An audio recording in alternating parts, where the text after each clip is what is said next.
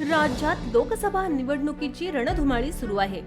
बीडमध्ये देखील निवडणुकीच्या पार्श्वभूमीवर उमेदवार प्रचार करताना दिसत आहेत. मराठा समाजाचा असताना रक्तामासाचा नसताना मला एका भावाप्रमाणे पंकजाताईंनी सांभाळलंय.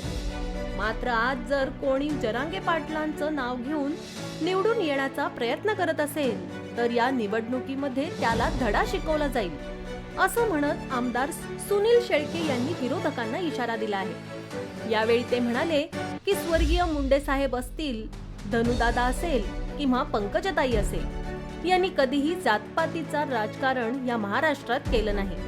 माझ्यासारखा मराठा समाजाचा आमदार होत असताना राजकीय कुठली पार्श्वभूमी नसताना त्यांनी साथ दिली.